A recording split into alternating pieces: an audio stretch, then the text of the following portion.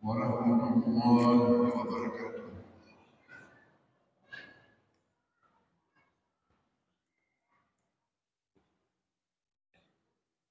Bismillahirrahmanirrahim. Alhamdulillahi rabbil alamin. Wassalatu wassalamu ala khatamin nabiyyin wa imamil mursalin.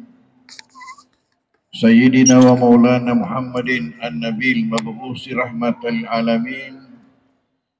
Wa ala alihi wa ashabihi wa atba'ihi ajma'in.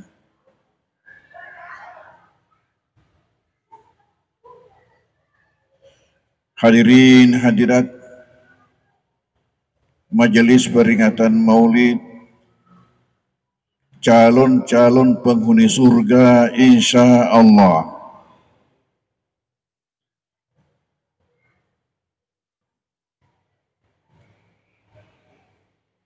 Bahwasanya pada hari ini atas rahmat Allah Subhanahu wa taala masyarakat Maros yang disponsori oleh pemerintah, oleh Majelis Ulama melaksanakan peringatan kelahiran Rasulullah Sallallahu Alaihi Wasallam yang saya anggap suatu acara yang luar biasa karena dirangkai dengan peresmian kantor Majelis Ulama Indonesia Kabupaten Maros. Seperti disampaikan tadi oleh yang mewakili Bupati bahwa mungkin Kementerian Agama bahwa mungkin yang pertama di Sulawesi Selatan ini Majelis Ulama Indonesia Kabupaten memiliki kantor.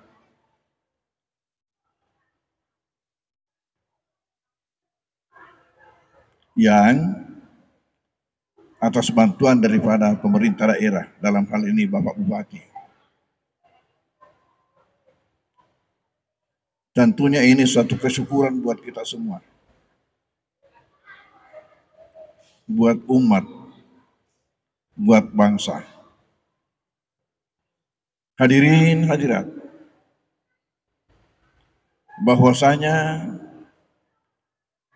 Rasulullah Sallallahu Alaihi Wasallam diutus sebagai rahmatan lil alamin. Tidak ada seorang nabi atau rasul yang diutus oleh Allah Subhanahu wa taala, apalagi orang biasa yang kedatangannya disebut sebagai pembawa rahmat buat alam semesta. Kita boleh membalik-balik Al-Quran. Semua rasul nabi yang ada sebelum nabi kita di dalam menyeru manusia, mereka itu semuanya hanya mengatakan ya kaumi, wahai kaumku.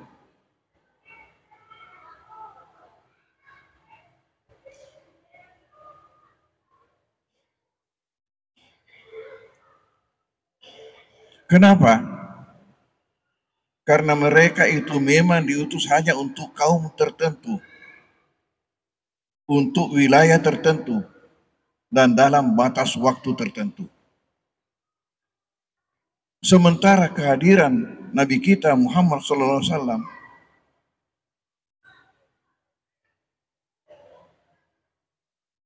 bukan untuk kaum tertentu.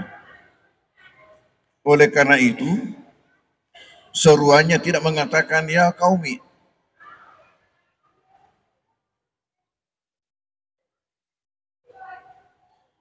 tetapi seruannya mengatakan ya ayuhan nas, wahai sekalian manusia. Dengan sendirinya ini tidak dibatasi oleh ruang, tidak dibatasi oleh ras, oleh suku, oleh bangsa, tapi ada buat seluruh umat manusia yang ada di atas permukaan bumi. Karena memang misi beliau itu adalah pembawa rahmat, justru bukan hanya untuk manusia, tetapi rahmat buat alam semesta, buat alam hewan, buat alam tumbuh-tumbuhan,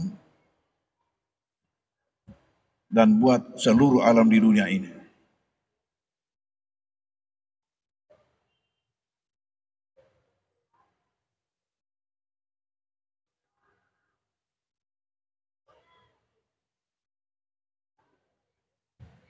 Nah, tema Maulid kita hari ini ialah meningkatkan peranan Majelis Ulama. Di antara peranan Majelis Ulama ialah mengawal ketenangan umat di dalam melaksanakan ibadahnya dan menjaga toleransi intern umat beragama, antar umat beragama, dan antara umat beragama dengan pemerintah. Kalau saya jangan hanya sekedar menjaga toleransi, tapi bagaimana mengawal ketenangan dalam hubungan antara ini semua. Oleh karena itu, maka salah satu tugas Majelis Ulama dalam rangka menjaga ketenangan antara tiga komponen ini ialah mengawasi kalau ada pihak-pihak yang dari luar membawa ajaran yang bisa mengganggu ketenangan dalam beragama, ketenangan dalam masyarakat. Dan tentu dalam hal ini pemerintah tidak boleh tinggal diam. Karena ada namanya menguatkan. Menguatkan itu dari mana? Tentu yang kita harapkan ialah dari pemerintah. Dan kalau saja Rasulullah SAW pembawa rahmat. Pembawa rahmat dari mana? Dari dua aspek. Pertama ialah rahmat karena ajaran yang dibawa beliau. Ajaran paripurna, ajaran yang telah sempurna, yang semuanya itulah bernuansa rahmat buat alam semesta. Saya kembali mengatakan bahwa ajaran yang dibawa oleh Rasulullah SAW adalah ajaran yang sempurna. Oleh karena itu maka Allah tidak butuh lagi untuk adanya agama sesudah Islam, sesudah syariat dibawa oleh Nabi Muhammad. Karena syariat yang dibawa oleh Nabi kita sudah sempurna. Suku nih, engkau nanti Nabi ta. Jadi dek nana perlu Allah Ta'ala pakang kasih sek di agama mundrina syariat nanti Nabi ta. Nah sabak suku nih nanti Nabi ta. Dan ini sudah teruji selama 14 abad. Tidak pernah manusia menghadapi suatu masalah kecuali ada saja solusinya dalam Islam. Saya pernah mengikuti suatu semiloka di Hotel Syahid, di mana yang dibicarakan di situ ialah pencegahan dan penanggulangan penyakit HIV/AIDS antara agama yang ada di kawasan timur Indonesia. Jadi dihadirkanlah ulama-ulama dari semua agama yang ada di kawasan timur Indonesia ini dan diminta untuk bicara bagaimana konsep agama masing-masing tentang ini, pencegahan dan penanggulangan penyakit HIV/AIDS. Lalu yang terjadi waktu itu, seolah-olah ulama-ulama Islam ini menceramai ulama-ulama dari agama lain.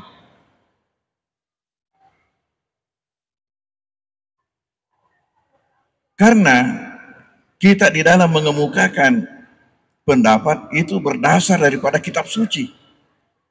Bukan hanya sekedar pendapat daripada ulama, tapi berdasar daripada kitab suci, ditambah dengan panduan dari Rasulullah SAW, sunnah-sunnah atau hadis-hadis Rasulullah SAW. Dan di dalam mengemukakan ayat selalu mengemukakan ini dari surah ini ayat sekian. Dan ada suatu hal yang aneh, saya anggap aneh terjadi pada waktu itu. Adanya seorang ulama dari agama lain. Saya tidak tahu apakah sadar ia bicara atau tidak. Ketika dari ulama-ulama kita ini mengemukakan pendapat dari kitab suci bersama-sama dengan alamatnya, artinya surahnya, ayatnya, tiba-tiba ada seorang mengatakan dari mereka, kami dari pendeta tidak ada yang mampu menghafal kitab suci sebagaimana Anda. Kami tidak ada dari pendeta yang mampu untuk menghafal kitab suci sebagaimana Anda.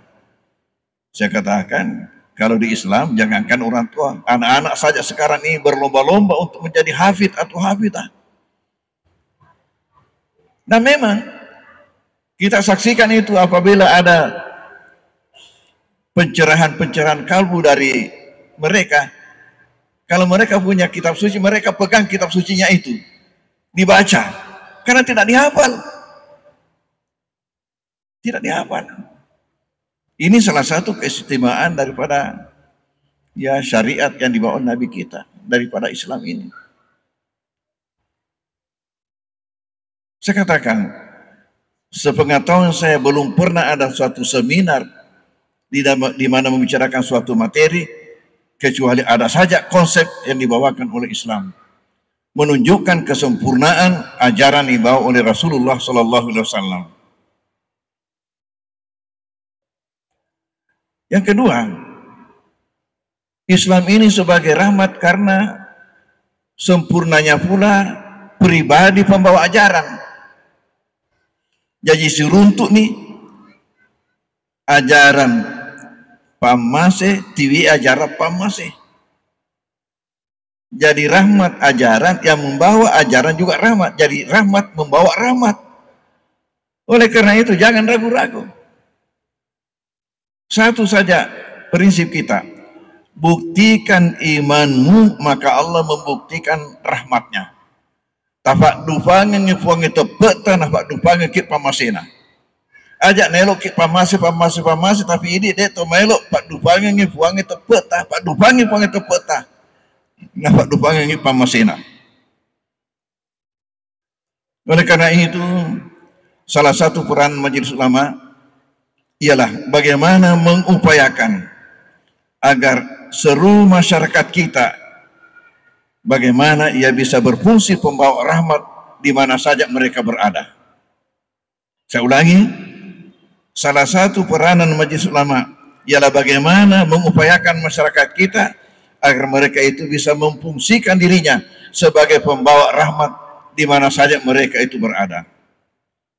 Dan untuk itu kita perlu tahu langkah-langkah apa yang perlu dilakukan. Allah, alhamdulillah Bapak Bupati sendiri sudah hadir, bukan siapa-siapa. Ahlan wa sahlan, marhaban.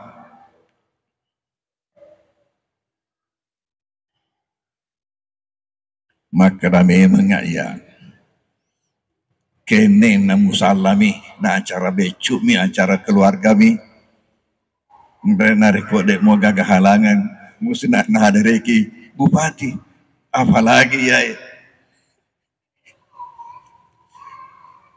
Maulid Akbar namaru mesti halangan mi kuda igaga mesti halangan mi kuda igaga apalagi iga nasabari nang kakantorok na Majelis Ulama iga nasabari. Sudah satu pembuktian bagaimana beliau itu memainkan peranannya di dalam meningkatkan peranan Majelis Ulama di Kabupaten Maros ini. Menengetanya masih je, gora kama kada aplaus, mereka masih je, buat demi gora kada Allahu Akbar, takbir, takbir, takbir. Hidup Bupati.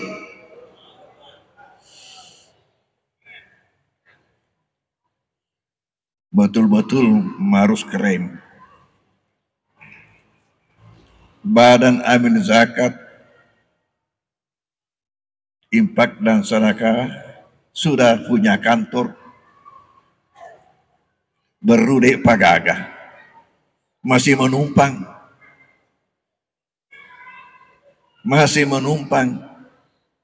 di Islamic Center. Majelis Ulama kita akan resmikan gedungnya hari ini, yang mana letaknya sangat strategis karena di samping Masjid Agung, baru masih menumpang di kantor Kementerian Agama. Luar biasa, Marus. Allahu Akbar.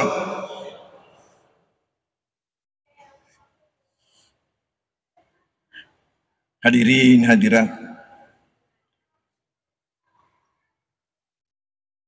saya akan sampaikan langkah-langkah yang harus dilakukan agar supaya kita ini semua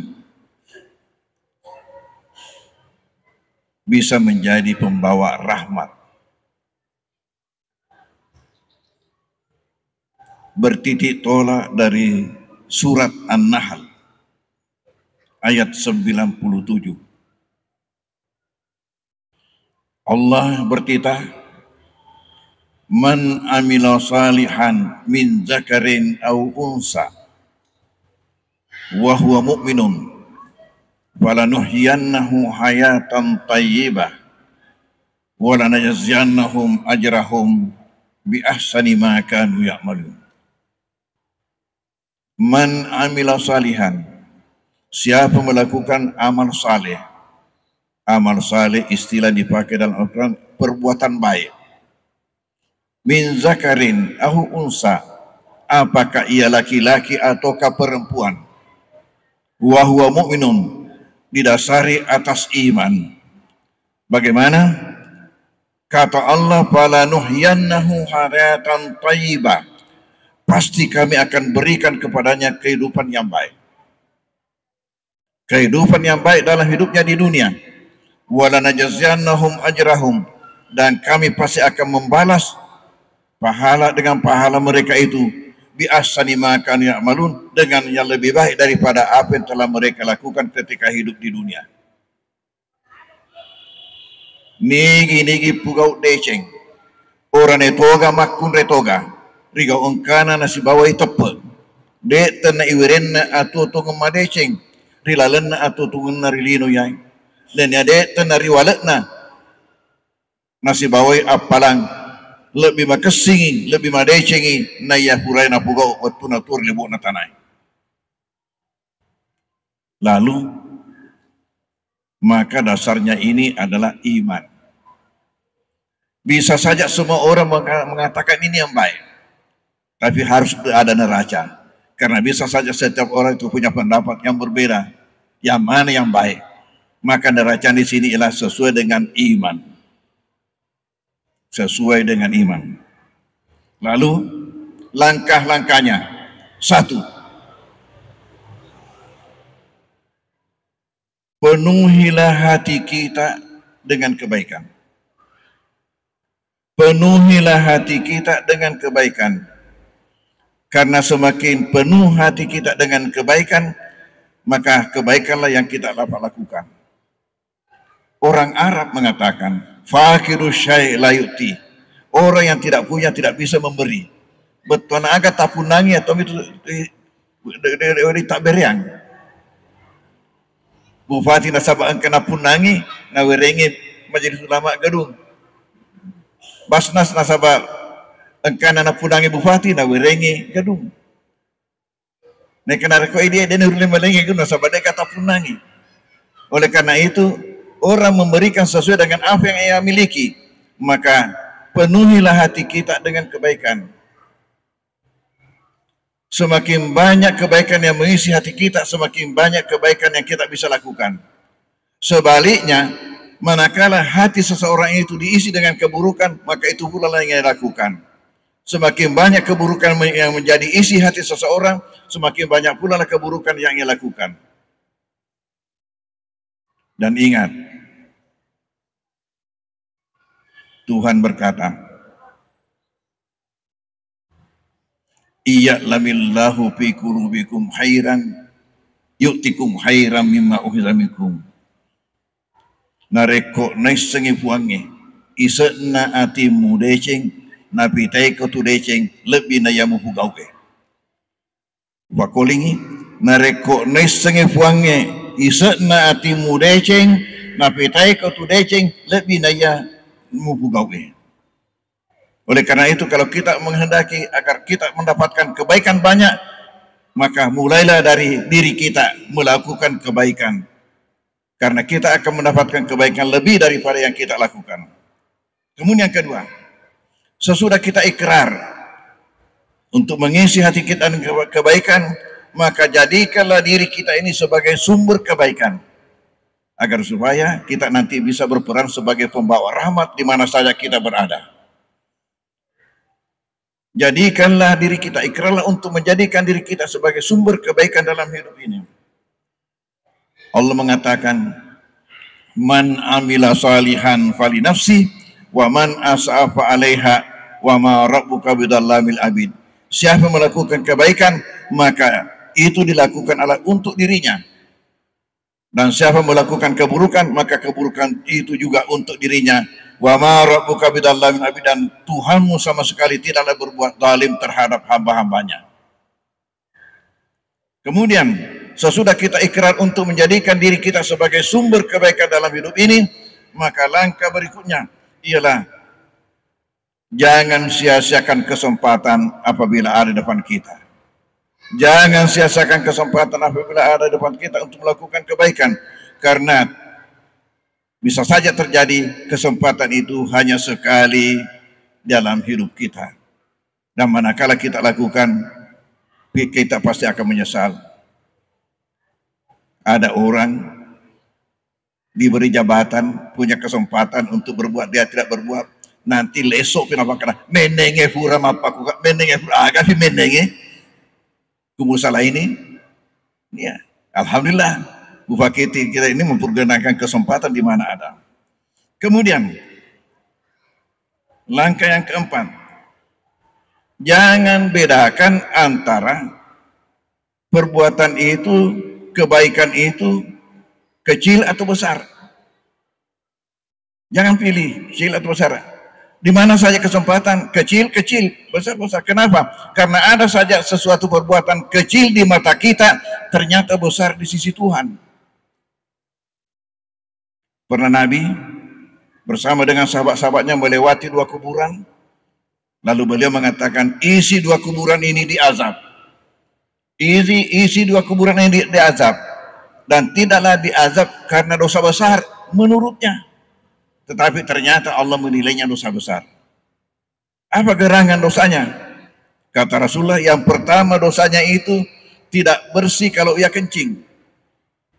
Yang kedua dosanya itu hobinya jadi provokator. Hati-hati ini menghadapi pemilu atau pilkada, jangan sampai ada yang berniat untuk jadi provokator, iseng ya. Kamu akan mendapatkan DP azab di dalam kubur sebelum neraka. Lolongan pacalang lalu kubur de pemata maranaka. Nareko manci provokator ki. Jangan bedakan. Karena terkadang ada sesuatu perbuatan kecil di mata kita, ternyata Tuhan menganggap besar. Inilah yang sering membuat saya begini. Kadang-kadang saya buat itu kloset, tiba-tiba saya melihat itu ada benda kecil berenang-renang. Mungkin semut atau apa, berenang-renang di airnya kloset itu. Saya ambil itu sikatnya, saya ulurkan ke bawah supaya menolong semut itu atau binatang itu. Saya katakan, mudah-mudahan ini bisa dinilai oleh Allah. Perbuatan ini kecil, tapi bagaimana membantu supaya seorang satu makhluk Allah itu tidak sampai meninggal, tidak sampai mati. Kemudian yang kelima, lakukanlah kebaikan itu kepada siapa saja. Kepada siapa saja. Kepada saudara bukan, kepada famili bukan, kepada kerabat bukan, kepada sekampung bukan, kepada sesuku bukan, kepada sebangsa bukan, kepada seagama bukan. Kenapa? Ingat bahwa Islam ini adalah rahmatan lil alamin. Kemudian langkah ke-6, lakukanlah dengan sebaik-baiknya. Berikanlah yang terbaik yang Anda miliki di mana saja Anda difungsikan. Lakukanlah yang terbaik. Kenapa? Karena Allah mencintai hambanya yang apabila diberikan suatu tugas melaksanakan dengan sebaik-baiknya. Apabila kita melakukan dengan sebaik-baiknya, maka kita menjadi hamba kecintaan Allah Subhanahu wa taala. Innallaha yuhibbukum idza amala amalan, ayatnya bahwasanya Allah mencintai di antara kalian itu apabila melaksanakan suatu pekerjaan maka ia lakukan dengan sebaik-baiknya. Di mana saja. Oleh karena itu maka ada pesanan orang tua kita yang berdasarkan dari agama ini. Apa pesanan orang tua kita? Ajak lalombo muak kamporo, ajak laloto muak jama purana. Apa maksud ajak lalu muak kamporo? Ini anak-anak kita milenial ini tidak mengerti lagi apa disebut muak kamporo. Orang tua kita itu di kampung rata-rata semuanya pelihara ayam. Kalau ada induk ayam yang tidak menetaskan seluruh telurnya, itu telur yang tidak ditetaskan namanya amporo, italo amporo. Kalau ada induk ayam yang tidak menetaskan seluruh telurnya maka disebut makamporo. Apa maksudnya ajak lalu mbok makamporo? Jangan sekali-kali kalian itu bekerja tidak tuntas. Kalau dikasih tugas harus tuntas. Ajak lalu tumak jama purana. Apa yang dimaksud dengan mak jama purana? Yang dimaksud dengan mak jama purana bekerja asal-asalan. Dikasih tugas, kamu kerjakan ini. Baik bos. Sudah itu diperiksa. Allah, elok pe jama fi emangnya jama-jamanya. Kalau begitu mak jama purana senaya. Jadi lakukanlah pekerjaan itu, berikanlah yang terbaik yang Anda miliki. Insya Allah mungkin saja ada di antara pegawai kantor bupati ini dikasih naik haji atau dikasih naik umrah gara-gara karena itu, karena kinerjanya bagus, dinilai bagus. Sering ada terjadi di situ. Kemudian yang ke-7, dahulukanlah maaf daripada dendam. Kalau ada seseorang berbuat yang kurang baik kepada kita, kata Rasulullah, ada yang disebut kebaikan, ada yang disebut kebajikan. Kebaikan itu kalau orang berbuat baik kepada kita, lalu kita membalasnya, itu kebaikan. Tapi kebajikan kalau orang berbuat tidak baik kepada kita, lalu kita berbuat baik kepadanya, itulah namanya kebajikan. Dan inilah puncak daripada agama. Hadirin hadirat, langkah-langkah kalau ini dapat kita amalkan, yang kita harapkan ini adalah sponsor daripada Majelis Ulama. Upayakan supaya masyarakat kita di Maros ini melaksanakan hal seperti ini semua, maka yakinlah, maka kita akan hidup dengan tenang, dengan senang, dengan nyaman di bawah pimpinan bupati tentunya. Lebih kurangnya mohon dimaafkan. Wabillahi taufik wa hidayah wal irsyad. Wassalamualaikum warahmatullahi wabarakatuh.